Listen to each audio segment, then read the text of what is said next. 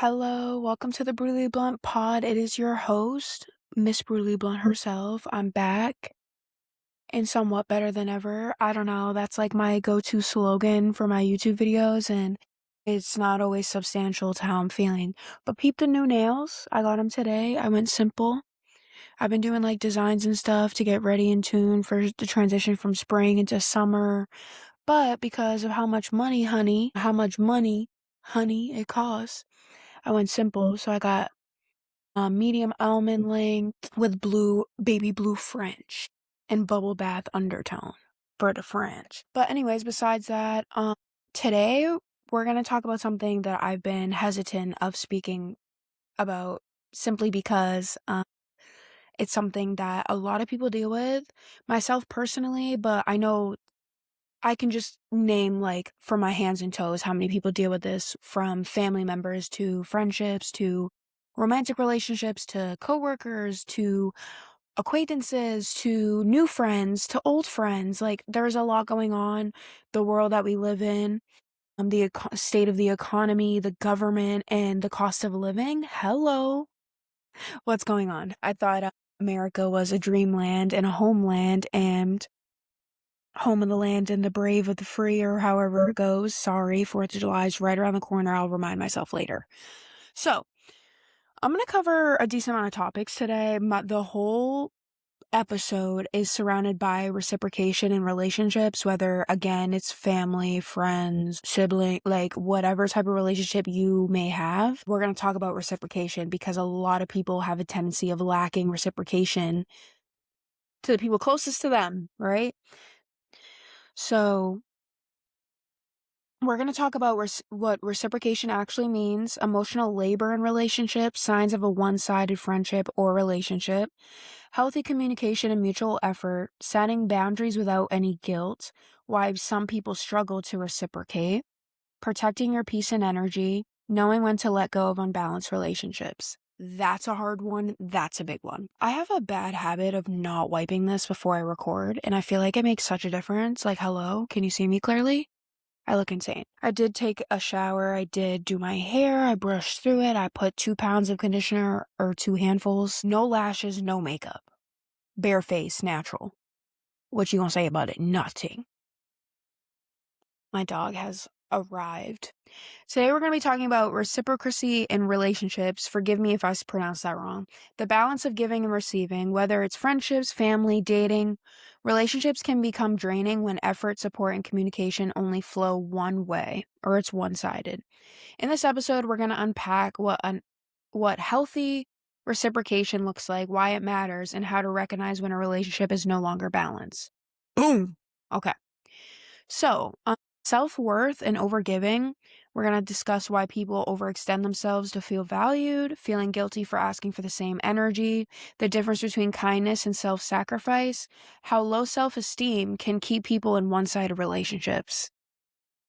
That's a big one, self-esteem. If you have very low self-esteem, you'll just receive the bare minimum or less than that, and it's gonna feel like the top of the world. Or like love bombing. I've experienced that almost every single relationship. Almost every single relationship I've been in.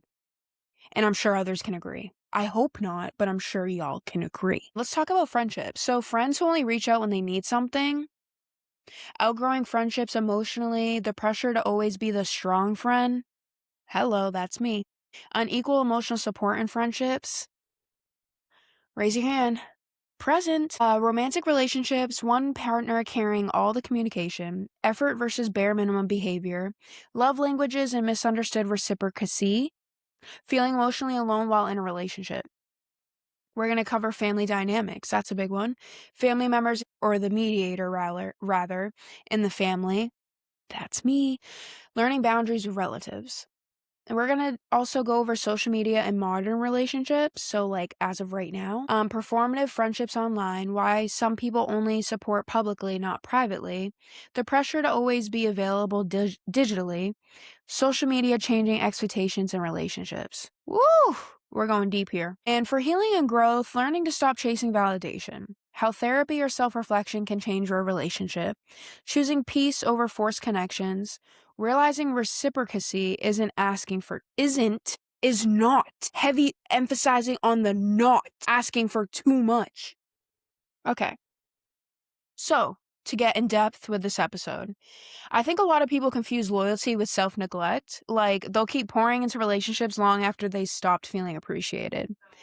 There is no co-host, and sometimes you don't even realize it's one-sided until you stop trying and suddenly the relationship just disappears. That's the part that hurts the most, realizing the connection only survived because you kept carrying it. For one-sided friendships, have you ever noticed how some people expect instant support from you, but when you need them, they just suddenly disappear? And yes, and then they come back acting like nothing ever happened. It makes you question whether they value you or just your availability. And exactly, reciprocation isn't just about keeping score, but effort should naturally go just both ways. For romantic relationships, I feel like a lot of relationships fail because one person starts carrying the emotional burden. I would say weight, but it's essentially a burden for both people in the one relationship. People normalize this. They'll say relationships are hard, but there's a difference between working through challenges and feeling emotionally abandoned. You shouldn't have to beg someone to communicate care or show consistency.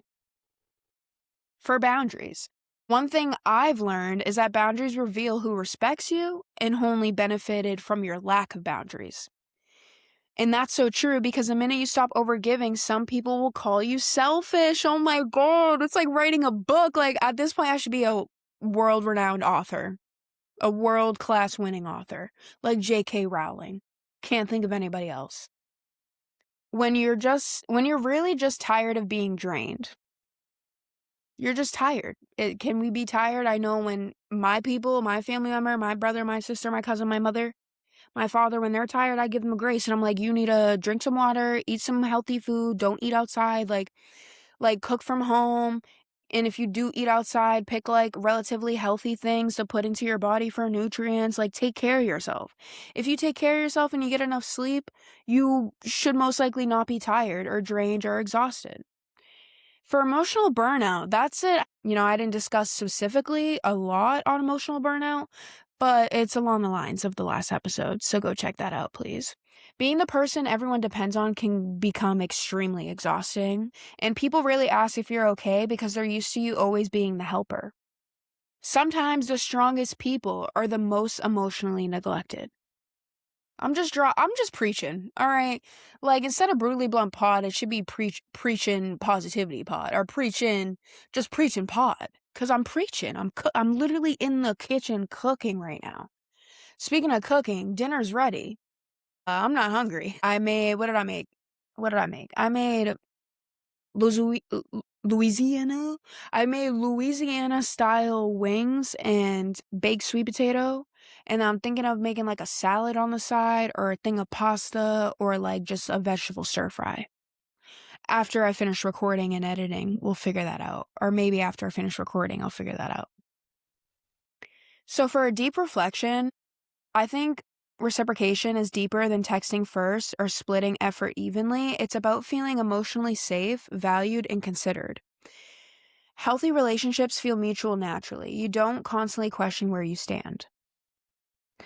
And when the reciprocity is missing, you start feeling lonely even when you're around people that you care about or that care about you. And I use bunny quotes because if you really cared, you would do more. If you really cared, you would do something about it. If you really love somebody, you're gonna figure it out. You're gonna help them, even if they're having the worst day ever. You're gonna stick by them, sit with them, uplift them, speak love, light, etc. Like, if you really truly care and love somebody, you're gonna go to the ends. Like, far as I'm concerned, when I really love people, I'd be going to the ends of the earth for them, and I'd be forgetting about myself. That's the whole reason why I'm recording this episode. Let's be so for real. And it's also Sunday, and I'm supposed to drop every Sunday, so this will be posted at least by 6, 7 p.m. Most likely 7. What else? So, I feel like I haven't spoken enough. It's only been 10 minutes, and I've covered so much. So we're gonna continue this on. We're gonna add more. Okay, we're gonna add more. But this is just kind of like a closer of everything I've spoken of before. If you're constantly pouring into others but never receiving support back, maybe it's time you ask yourself whether the relationship is balanced or just familiar. I actually was having this conversation a few hours ago with a coworker of mine from my old job, and we were just discussing like relationships that we've experienced, how we've been treated, how we've been spoken to, the actions behind the words, like, and it just felt good to like intertwine or like have a conversation about something so serious with somebody that understands my point of view and I'm able to understand their perspective as well. So it felt like somewhat relieving in a sense, or I feel like some weight has been lifted off my shoulder because I validated somebody else while also they were validating me about something that should be openly spoken about. Especially when you just need I'm a yapper. I'm a yapper. I'm a professional yapper. This episode was just finna be me yapping, catching y'all up, but I'm like, let me keep the stride of like having a topic going. Healthy relationships shouldn't leave you emotionally exhausted all the time. And reciprocation isn't asking for too much, it's asking for mutual care. Boom. Okay? So now that we've just like talked about all those things, let's run it back for a bit. Cause I feel like I've been skimming, like I'm reading a book for an assignment. I'm just skimming through.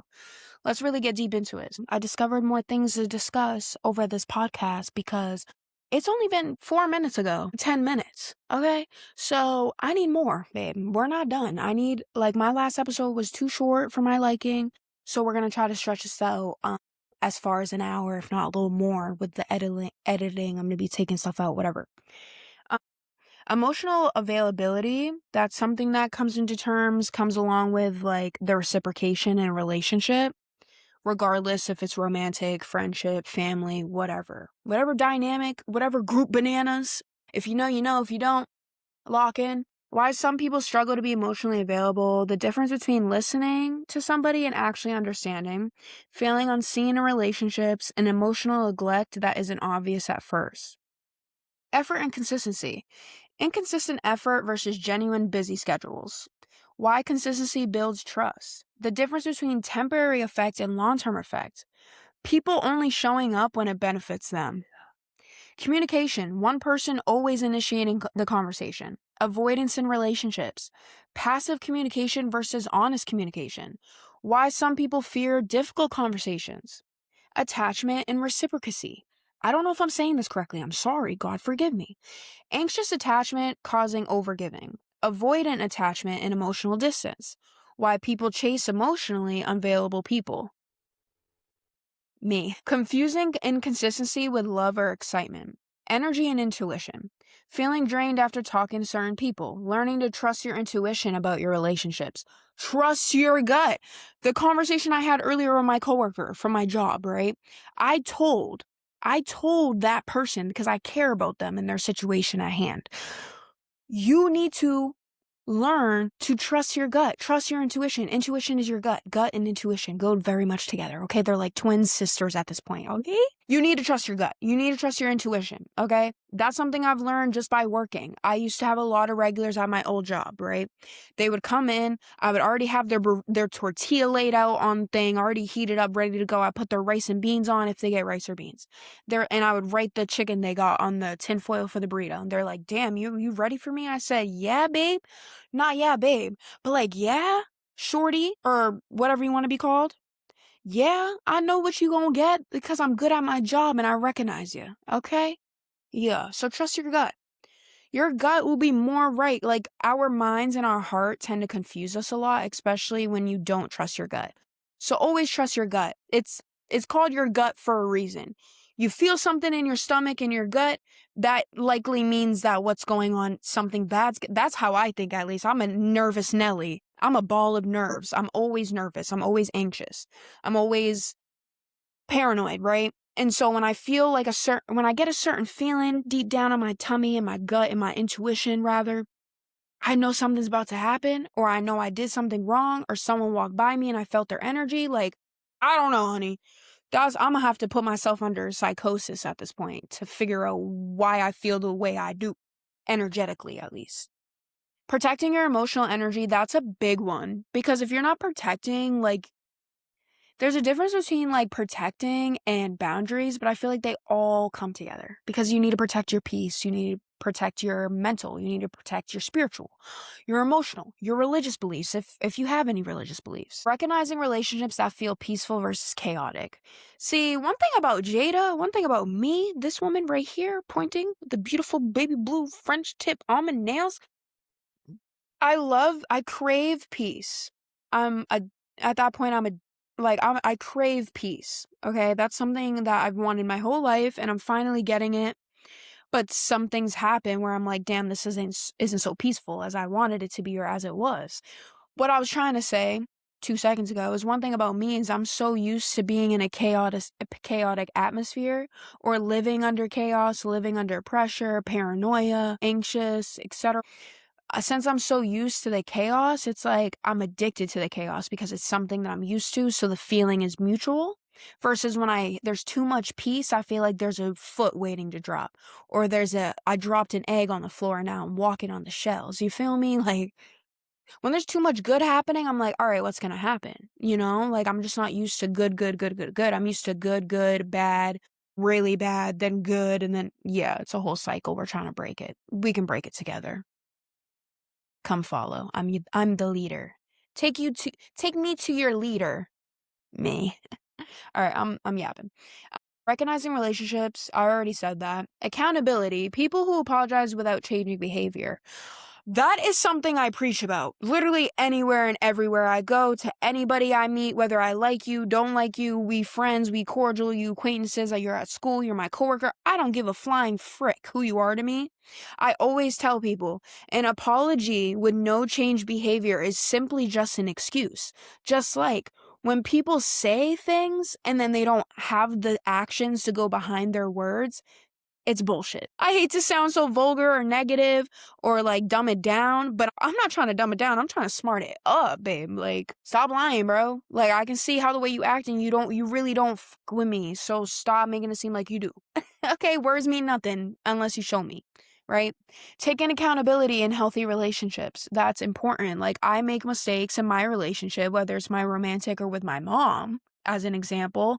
And I'm like, oh, wait, if they did that to me, I wouldn't like it. Yeah, lock in. Treat people how you want to be treated. Golden rule in life. I wrote an essay about it. I might have to drop it. I might have to be an author for real because I be yapping with my mouth and I be yapping with the.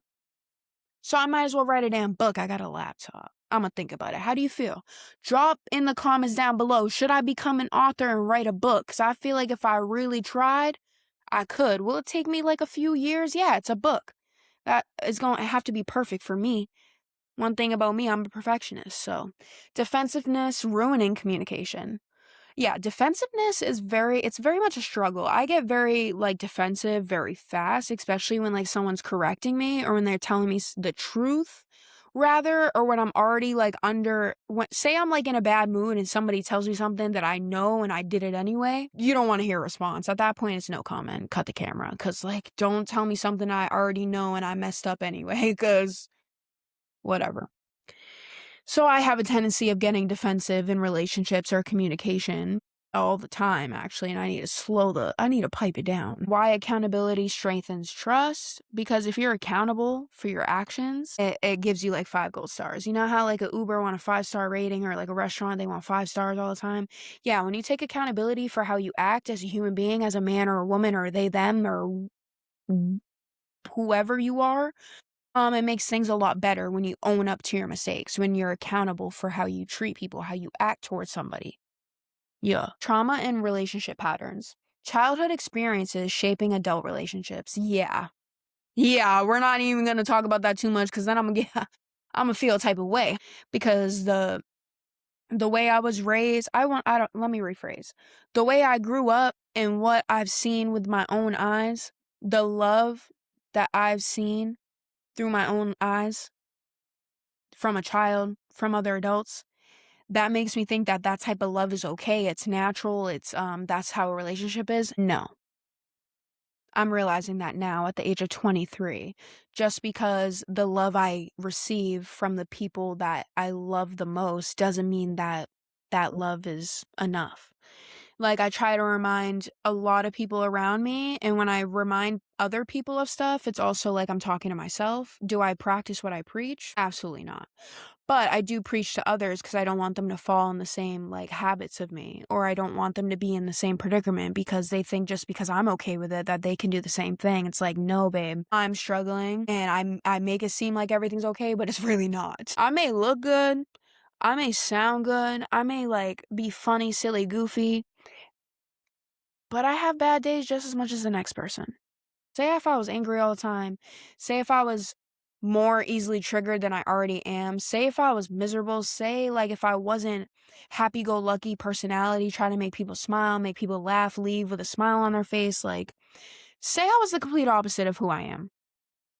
Then that would give that I hate my life, right? Like if I acted the opposite of how I do, then you would know I'm struggling, I'm angry, I'm miserable.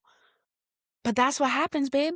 When you act like, for example, when I act like myself, when I, like, prosper with my personality, and if I keep going with it, people are like, "Oh, I didn't know that you've been struggling. Oh, I didn't know, like, yeah, I seem good, but babe, I'm bad right now." Like, I don't know. People be thinking just because, like, I post something on social media or just because I do my lashes and I get cute and, like, post about it that I'm living my best life. Like, no, babe. Like, I need y'all to think I'm living my best life so y'all know that. So y'all think at least. Like, I'm all about. I've realized, unfortunately, I get it from both my parents and other people around me. I care too much about how other people perceive me.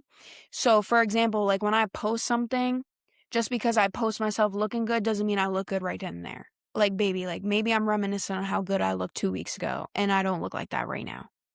That's just an example. I'm going too far. Anyways. Feeling responsible for everyone's emotions? Yeah, I do that. I do it too often. Even, like, my closest friends that I don't really see that much, like, when I get around them, they're like, "Girl, why are you apologizing?" I'm like, I'm just so used to being yelled at all the time, so I'm sorry for just being me, I guess. I'm sorry I exist. Like, whenever I'm down and out, like, I'm not happy necessarily, like and say, for example, like, my mom gives me an attitude, I'm like, "Okay, then I'll just shut up and never talk to you again." Like, that's so dramatic, but that's how I be moving. Because it's like, if you know me out of all people is having a tough time, and then you still proceed to, like, give me a tough time or make me feel like what I'm doing is somewhat not enough, then I enter that, like, depressive negativity mindset in that state, like, "Oh, like, I pissed you off because I don't feel good? Okay, well, now I'm just gonna act like I always feel good." Like, I'm just like, call it petty, call it whatever you want, but once somebody, like, lets me know, like, I don't even know how to explain it, but once, like, I peep how you move about me, I take that and I run with it. Like, if I realize, like, the way you're acting towards me or how you treat me is true, like, if they go together, like, if you talk to me and treat me a certain way, and then you simply act like you don't give a flying fuck about me, guess what, babe? You met your match. Like, I'm, like, the biggest reciprocator. It's insane because I genuinely feel as though when I, like, do more, when I do more and I'm not receiving the same thing back, whether it's minimum or major, I'll reciprocate. Like, I'm all about reciprocation. Now that I'm adult, I have a backbone, I set boundaries, I got a busy schedule, I'm paying bills, I'm taking care of my mom, I'm doing this, I'm do. Ever since I got more stuff on my plate, it's like, boom, you wanna act like that? Okay, bet. Let me take 120, let me take 1,200 steps back. Let me think about everything before I act on it because I'm a big reactive girly. If you know, you know. If you don't, then you never met me. I'm a very reactive individual, and I've learned, even as of recently, I've learned that me being reactive don't solve nothing. Me yapping, me talking, me crying, that don't solve nothing. Get up and fix what you're worried about. Get up and fix what you're crying about. Stop talking about it. Let's figure it out. Let's make an action behind it. Let's find a solution. Like, I know it sounds insane, but I feel like I'm running out of time on this earth, and I'm only 23. So saying that is very dramatic, and I don't mean that as a cry for help. I don't mean that as in, like, I'm not mentally stable. I just genuinely feel like by how everything goes in my life, I feel like I have a certain amount of time before I crack. And when I say crack, I don't mean like crack. I mean, like, I feel like I have a certain amount of time until I'm outski, like I move out of Massachusetts. Like I don't even know how to explain it, but that's how I feel in my brain. Call it overthinking, call it what you want, call it dramatic, but I just feel like I'm 23, yeah, I'm still young, yeah, but everything I want to do at the age of 23, I already did already. So it's like, what's next? Like, at this point, like, I've been an adult before I turned 23. I've been an adult before I turned 18, 19, and 20. So now that I'm actually an adult and I can go to the dispensary, I can pay bills, I can do this, like, more freedom, less financial freedom. Like, now that I'm adult and I do this, all this stuff, moving jobs, getting a full-time, switching to part-time, going to school, going to full-time school to part-time because I can't handle full-time job, full-time. Ever since that, babe, like, I'm tired for real. Like, this summer, I keep telling everybody around me this summer's about me. It's been about everybody else but Jada, so guess what? This summer's about me. So lock in, bro. Lock in. Like, I be telling everybody, this summer's about me. I'm gonna do what I want, what makes me happy, because I'm so quick to make everybody else happy. So now I'm gonna make myself happy. Woo! Praise my Lord. Thank you, my Heavenly Father, for like allowing me to realize this stuff now before 3, 5, 10 years goes by and I'm still living this life that I was living. Like, we're trying to break toxic cycles. We're trying to get better. We're trying to move up, not down. Not sideways, not 360, not 180, not 90 degrees, not even 45 degrees, honey. We ain't doing this. We turning the fuck around. We making shit better. Let's be real. All right. I'm yapping. Normalizing unhealthy dynamics between because they just feel familiar. Yeah, just because that's your mom, just because that's your sibling doesn't mean they can talk to you and treat you a certain way and you can just take it. Like that's one thing about me is like even when with someone authority, like with authority gets crazy with me, I'm like, all right, let me take a step back. Let me think about what I'm finna say and how like, do I reciprocate? Do I kill you with kindness? Do I act like that didn't trigger me? Do I act like that wasn't ignorant and disrespectful? Yeah, because in this state of life, if you react off of something, you're the issue. Even though what you reacted about was the problem and that's why you reacting, but if you react a certain way and one person don't like it, or one person don't like it, they keep it quiet and they tell somebody else that don't like it, boom, you get caught up. Crazy, right? Crazy, right? Crazy, right? Imagination. I don't know, I'm so happy I got my nails done. It matches my hoodie for real, low key. I got my new phone. I need to buy the things. Ooh, hello. Hello. I'm crazy. I need to buy the things to cover my camera because I'm paranoid I'm going to drop my phone. I haven't yet. Knock on wood. This is probably fake wood. All right. Healing from people-pleasing habits. Oof. Is this podcast episode about me? Or is it about the topic? Yeah, I'm very much a people pleaser. I let people walk all over me. It's weird. Like, I'll people please the person that won't do the same for me, but I won't people please the person that will do it for me. And that sounds so toxic and so messed up and so crazy, so chaotic. But unfortunately, that's how my brain works. That's how I don't even know. Like, at this point, I don't even know. At this point, I'm just living life. I'm trying to live it to the fullest and I'm trying to be happy, successful. Do I want to be famous? No. Do I want to influence others? Yes. Do I want to build a community? Of course I do. Genuinely, I'm getting so carried away on the topic at hand, but I genuinely did this podcast so I can just reach an audience, so I can just build a community. I don't want to be famous. Would I like to profit off of this? Of course. Extra money ain't gonna hurt nobody. Might hurt me a little bit because more money, more problems. You feel me? But like, I don't know. Also, it doesn't look that yummy. It looks like water, but this is not sponsored, by the way. This is a large Dunkin' Zero, the blush pop version. So it comes with sparkling water. All Dunkin' Zeros come with sparkling water, like Poland Spring. So the blush pop comes with 4 blackberry syrup and 4 tropical syrup. Now, it's Dunkin' Zero energy, right? I don't know what gives I don't know. They say Dunkin' Zero energy, but I get thrown off because I'm like, where's the energy at? There's the Dunkin' Zeros come with sparkling water and like zero sugar flavored syrup. So the blackberry and the tropical is the zero sugar, the sugar free flavored syrup. Holy guacamole. Speaking of guacamole, I'm dying to make homemade guac, but I don't even eat chips like that. Uno momento, por favor. Uno momento, por favor. Okay, back and better than ever now that I got my energy coursing through my veins. I guess there is energy in that drink because now I'm feeling. Whew. Is it the zero sugar? I hope so. I hope it's zero sugar. I consume way too much sugar. Yeah, I probably have diabetes. Anyways, we're going to talk about the reciprocation in different types of relationships. Now, workplace friendships and imbalance. From past happenings, from past occurrences, there we go. I was told growing up by both of my parents that becoming friends with coworkers or like intertwining like friendships with coworkers is a terrible idea. I learned it when I lived in the city. I'm friends. There was a group of friends I became friends with in the city when I worked at Jersey Mike's Subs, right? And I'm still friends with one of them. There was like 5 of us. I'm only friends with one now. Okay. So long story short, did it get a little messy? Yeah. Did it get a little complicated? Yeah. Did people get a little jealous? Yeah. So, and like I became friends with multiple people at the job I just left. RIP.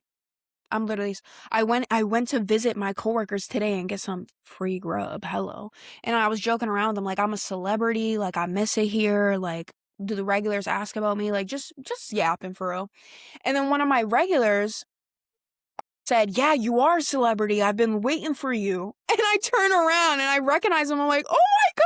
I was like, "How are you?" He's like, "I'm good. Like, I always look for you when I come in. You're never here." I'm like, "Yeah, I left. Like, I'm gone. Like, I put my 2 weeks in and they said bye. They didn't want me no more." And he's like, "Yo, that's fucked up. You're my favorite person to serve me. Like, you always make sure everything's right." I'm like, "Yeah, because I don't play about food. One thing about me, I'm always gonna eat." Call me Big Mama for a reason. Don't play with it. All right, yeah. So when you have imbalance in a workplace, automatic like termination. Like especially when I was a boss at my job that I just spoke about. When you cause chaos or ruckus in my workplace, you're automatically an op. Like, I'm not gonna deal with it. If it's busy, we can talk about it after. Shit, at the last job I had when I was a manager or key holder or whatever you want to call it, shift leader, there's a lot of things that went down and I had to be the peacemaker. And I hate being the peacemaker in my workplace because am I trying to break up a fight when I'm getting paid to do my job? Anyways, so it can get really messy. Like when you get close to people, it counts as favoritism. Like at my new job right now, I'm stepping in somewhere where they're very close knit. Kind of like my last job, everybody was close together. It can get a little hectic sometimes because that was like I'm walking into a family and I'm brand new.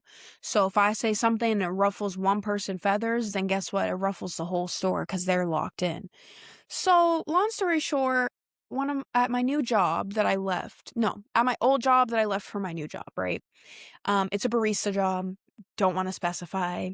If you know, you know. I don't really want you guys to come visit me at work respectfully because I'm not always in a good mood because I'm working. Hello, I'm slaving. I have to wear jeans at my job and it's like 80 degrees in there. And then when I'm making the sandwiches and stuff, I'm getting mad hot and I have to wear a hat and I have to wear a headset and my ears get all red and sweaty. Oh, I'm there tomorrow morning. So am I excited? Kinda. Do I walk out with money every shift? Yeah. Cash. Well, one thing about me, if I can make money the same day, I'm a finna do it. Yeah. Reciprocation between parents and children as you get older, yeah. We ain't gonna get too deep into that, honey. Sibling relationships becoming distant. When people become older and they have responsibilities and priorities and obligations to uphold, obtain, attend to, like, I'm not close. So I'm an only child from my mom. My dad has other children. They live really far. I'm just getting my life together, so I don't see them. And even if I had the opportunity to see them, my work schedule is so busy that, like, when I'm not working, I just want to clean, relax, get my nails done. Like, I just want to do stuff for me and the people around me on my weekend. Honestly, on my weekend, if I could just, like, do for me, I would. But I have other people to, uphold. They're not my responsibility, but I have other people. So my cousins, like my mom's sister, my aunt and her children, they're all adults, they're all older than me. I grew up with them. I lived with them. They're my siblings. They're my siblings. So they're twin boys. They're men, they're older than me, but they're twin boys, and then they have a older sister, and that's my Kayla honey. I'm putting her name out there because that's my Kayla honey, and if you watch this, if you don't, it doesn't matter, because she supports me through anything and everything. Like, I'm about to get emotional because she is my sister. She's not just my cousin. She's not just my mom's niece. She is my sister. She's my other half. I literally do not know what I'd do without her. Like, if you have somebody that, like, irritates you, but, like, at the end of the day, they always are there for you and, like, listen to you and try to help you, don't push them away. I have a bad habit of becoming distant, especially the ones that love me the most when I'm not 100%. And they always tell me, especially my sister Kayla, she's always like, "Don't push me away just because you're upset. Like, I want to be here for you." But me, it's like I don't want to drag people down just because I'm not okay. But unfortunately, as much as I don't want to do that, that's when I need them the most, is when I'm not okay. Let's wrap it up. I'm getting teary-eyed and I don't like it. So what I'm trying to say, like, when you have people that care about you, it's annoying. Like, X said this, XXX Tentacion. XXS. Can I speak? I have a list. XX Tentacion. Okay? Him. RIP to both. They're my guardian angels. They didn't know me. They don't know I exist. They probably do now. I'm yapping about them. They probably woke up. Oh, who's speaking about me? Me. Okay? XXX Tentacion. AKA Jose Dwayne Ricardo Onfroy. Yes, I know his old government. I'm a psycho. Okay? He said it's the annoying ones that love you. Now, do I mean just because people are annoying that they love you? Of course not. It's not that simple. But, like, for example, my mom is the most annoying woman I've met in my life, right? Maybe it's just because she's my mom. Like, I'm sure other people can agree with me. Maybe it's just because she's my mom.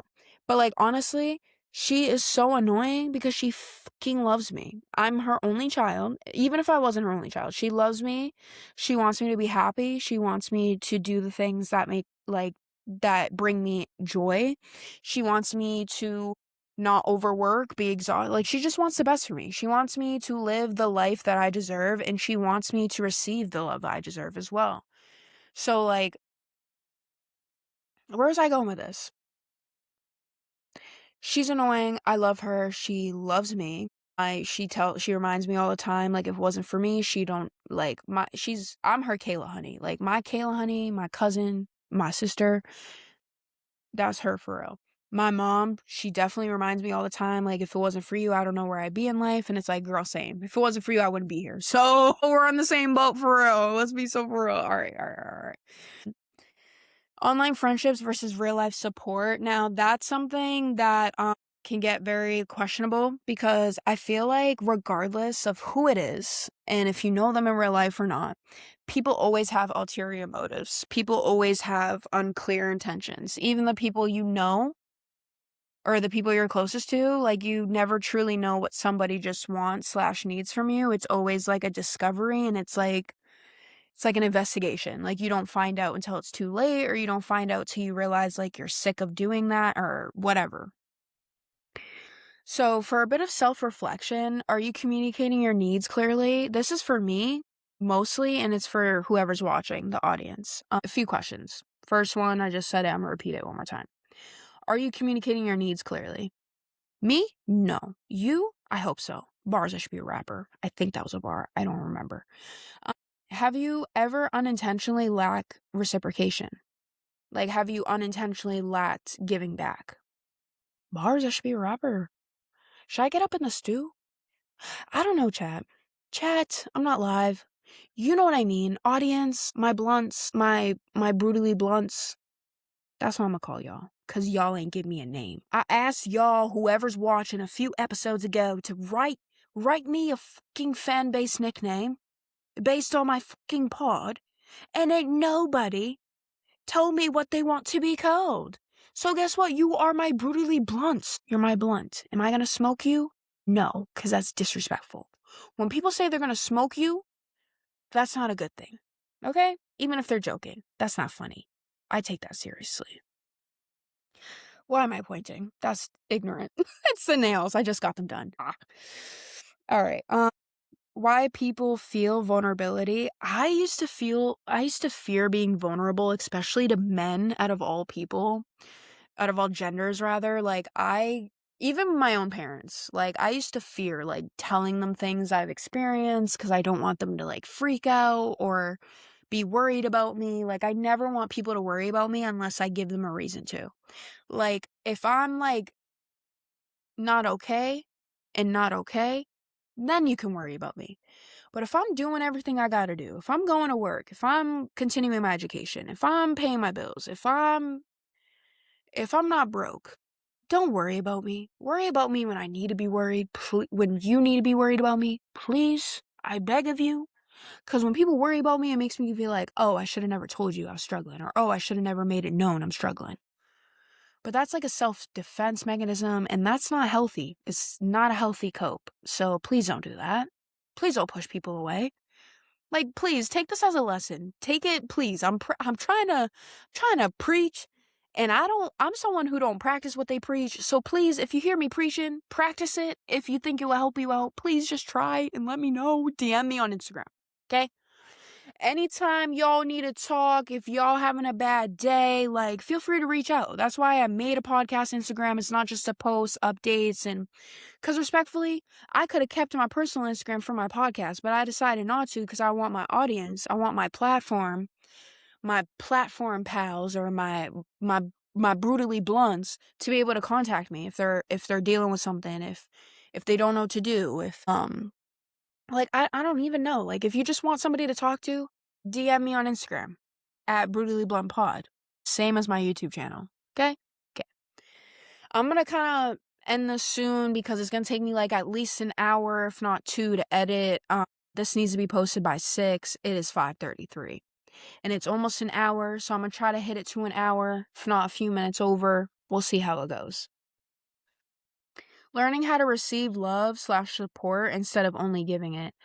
Yeah, I get reminded of that. I would say every day, but that's not a good thing to say. I get reminded all the time that I need to learn to receive love and support, not just give it out. My own significant other said that to me a long time ago, and guess what? I still do that.